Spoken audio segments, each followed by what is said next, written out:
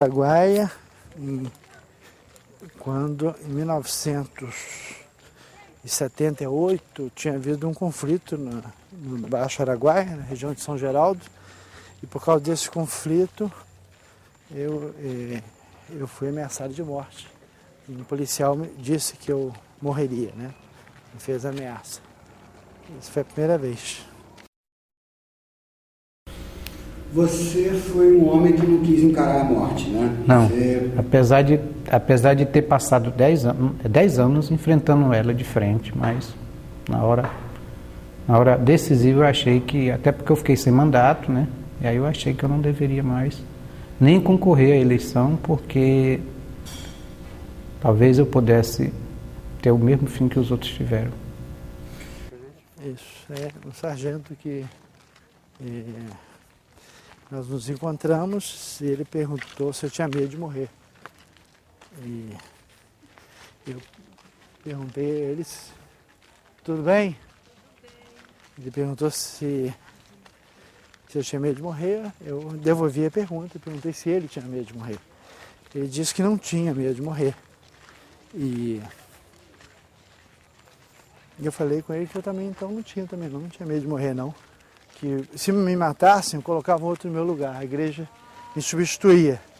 Como ele seria substituído se ele fosse morto, a polícia colocaria outro no lugar dele. E, finalmente, quando nós nos despedimos, eu perguntei a ele, bom, já que eu vou morrer, você pode me dizer quem vai me matar? Aí ele me abraçou e disse, se soubesse, ele prenderia, ele não sabia quem ia me matar. Essa macabra sequência de mortes, antecipadamente anunciadas, gerou protestos no Brasil e no exterior. No dia 13 de março de 1991, políticos, sindicalistas, religiosos e artistas estiveram em Rio Maria participando do Dia contra a Violência e a Impunidade, numa manifestação que reuniu milhares de pessoas. Os fazendeiros, ironicamente, espalharam faixas pela praça. Quando tem conflito, todos os dois lados correm risco. Se você se está no conflito, você está já preparado com seu segurança e vem um outro lado de lá, lógico que é o caso que eu te falei. Que o lado de cá não é que o fazendeiro tem dinheiro. Ele tem dinheiro. Ele tem mais dinheiro que o outro. Mas o outro lado tem os financiadores, entendeu? Tem os financiadores que pagam esse povo. Quem são os financiadores? Os financiadores são um pequeno comerciante, o cara que leva algum aproveito, entendeu? Já chama quadrilha, aí enquadra a quadrilha de gado, ladrão de gado. 350 começa a tomar a contigo, o brasileiro está para a esquerda, 50 para o meio, 350 por quê? 350 do 350, tô chamando mais dois, na frente dele, para mais comigo, 50, deu 350, é seu, o brasileiro está para a esquerda, 50 para o meio, 350 pegando comigo, 350, 350, 52, 52, obrigado, contigo, trabalho contigo, tá, brasileiro. É sobre a causa, né? Olha, a questão fundamental é que cria tantas dificuldades e problemas é a questão da concentração da terra. A concentração da terra e a política de ocupação da Amazônia, né? A ocupação dessa região foi um ato do governo militar, começou com o governo Médici e provocou grandes dificuldades que persistem. Então, além da concentração fundiária, provocou danos ambientais, provocou injustiça social, assassinato de peões e assassinato de poceiros, né? Essa política... Como vão? Tudo bem? Essa política de ocupação da Amazônia foi precipitada e equivocada. E o governo ocupou a Amazônia movido por algumas razões. A primeira razão era de natureza geopolítica. O governo brasileiro temia que houvesse uma internacionalização da Amazônia. Então, para evitar a internacionalização da Amazônia, ele resolveu ocupar e usava inclusive um slogan que era integrar para não entregar. Isso é integrar as terras da Amazônia, ao país, para não entregá-las ao estrangeiro. A segunda razão do governo brasileiro era resolver problemas sociais, né? Havia uma seca enorme no Nordeste, aqui muita terra, pouca gente. Então o governo resolveu ocupar essa região, também transferindo populações de sem terra, populações famintas de outras regiões para cá. Para viabilizar isso, o governo também atraiu o grande capital, as grandes empresas financeiras e industriais, para que elas aplicassem seu capital aqui na Amazônia. E uma forma de aplicação do capital era através da pecuária. E a pecuária exige muita terra, e o governo brasileiro liberava recursos com uma taxa de juros negativo e incentivos fiscais.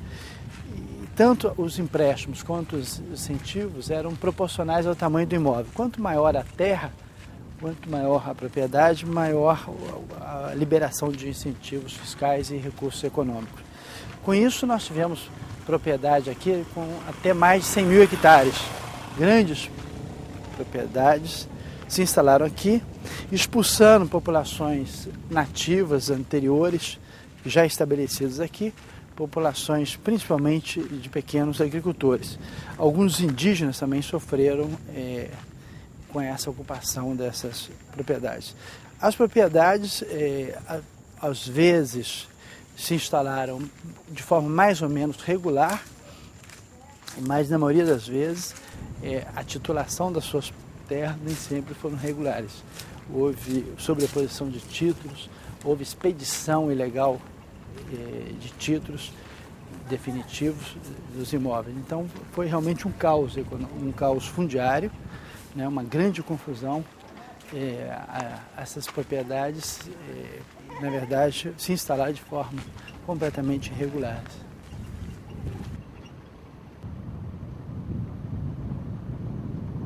Rio Maria era um garimpo e uma madeireira. Não sei se você conhece a história da Maginco, que eles já vieram de São Geraldo, né? E eles abriram a estrada e eles mandavam na cidade, o grupo Maginco. Então toda a terra era deles e acabou. O que não era deles era... Construíam a estrada para tirar a madeira. Exatamente. Tirar o mogno, eles fizeram a estrada e fizeram o Rio Maria. Então eles predominavam, né? Através da força econômica, do poder político que tinha. Porque naquela época, para ter uma noção, nós não tínhamos... Qual deputado de esquerda que nós tínhamos naquela época? Só o Paulo Fonteles é o que morreu, né?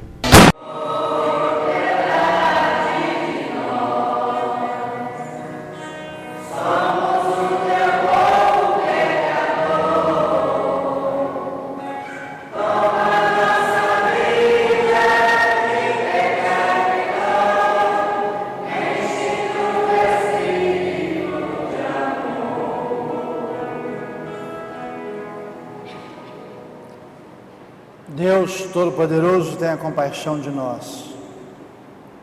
Perdoe os nossos pecados e nos conduza à vida eterna. Oremos. Qual lado é mais perigoso? Depende do que você vai atacar. Se você entra do lado do fazendeiro e vai atacar o poceiro, o pequeno invasor, o pequeno assentado, é o lado mais...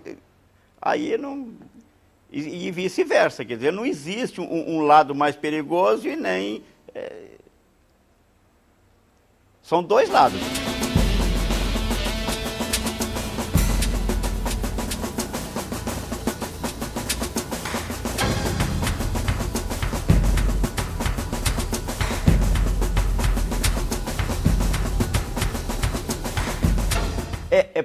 É porque poceiro aqui tem um duplo sentido. O poceiro aqui significa aquele pequeno produtor, aí é um poceiro. Agora, se ele tem uma posse, no meu caso, e o caso de vários aqui, grandes fazendas, não são considerados poceiros, são considerados fazendeiros. Mas, na realidade, são poceiros, porque muitas vezes não tem nem o título da terra também, né? Então, a gente tem que separar isso para que as pessoas entendam, né? Eles são muito gananciosos, né? Principalmente aqui na nossa região do sul do Pará, que a grande maioria das terras não foram compradas, elas foram griladas. Tem fazendeiro aí que eles têm 300, 400 ou 1.000 alqueires de terra, talvez tenha documento de 100 alqueires. Quem tem 1.000 alqueires de terra deve ter documento de 100 alqueires e tomou conta do restante. Então, é a partir daí que as pessoas, que os trabalhadores rurais fazem a ocupação, porque eles sabem que o cara não é dono realmente, ele é um grileiro. E quando eles percebem que a consciência, o nível de consciência está levando as pessoas a fazer essas ocupações, porque sabem que as terras não têm documento e que futuramente elas serão desapropriadas, eles entram para o desespero. Eles não querem perder aquilo que eles se dizem dono, que na verdade não são.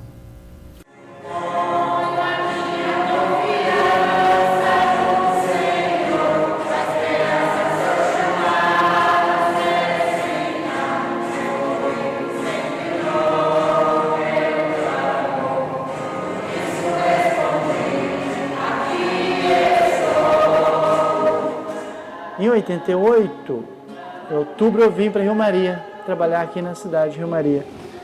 E vim como pároco, responsável por essa região aqui, né, que abrange o município de Rio Maria e o município vizinho, o município da Banac.